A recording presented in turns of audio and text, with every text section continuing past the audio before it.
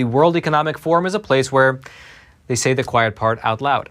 In fact, throughout the years, the Davos elite have made some, you can say, highly disturbing statements which really don't get the media attention that they deserve. And in fact, when you piece all these individual statements together, you wind up with an overarching theme: the total control of humanity using the media, science, and technology to reshape democracies and form something like a global government.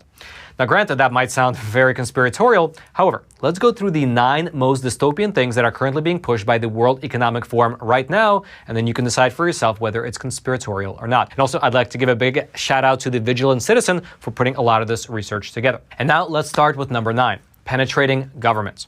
According to statements that have been made by Mr. Klaus Schwab, who is both the founder as well as the current head of the World Economic Forum, he appears to perceive democracy as an obstacle to a totally globalized world. In fact, in a report titled Global Redesign that was released in 2010 by the World Economic Forum, Klaus Schwab wrote that a, quote, globalized world is best managed by a self-selected coalition of multinational corporations, governments, including through the UN system, and select civil society organizations, CSOs.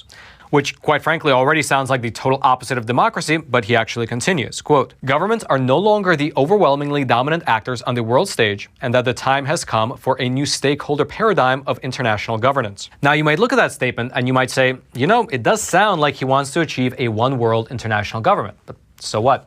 It's not like he can actually achieve it.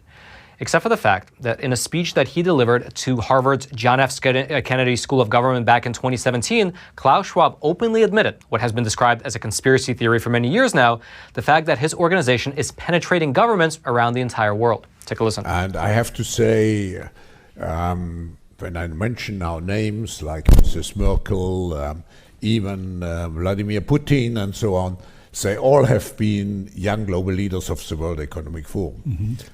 But what we are very proud of now is the young generation, like Prime Minister Trudeau, President of Argentina and so on, that we penetrate the cabinets. So yesterday I was at a reception for Prime Minister Trudeau, and I know that half of this cabinet, or even more half of this cabinet, are actually young global leaders of the World Economic Forum. And that's true in Argentina too. Wow. Yeah. Sorry. That's true in Argentina as well. It's true in Argentina, and it's true in France now. Mm-hmm. I'm here with the president, who is a young global leader. Meaning that up on stage, in a recorded speech, Klaus Schwab openly bragged about how Angela Merkel of Germany, Vladimir Putin of Russia, Emmanuel Macron of France, Justin Trudeau of Canada, as well as about half of his cabinet, were members of the World Economic Forum's Young Global Leaders program. And so given statements like that, it's not too much of a wonder why the Transnational Institute described the World Economic Forum as a, quote, silent global coup d'etat to capture governance.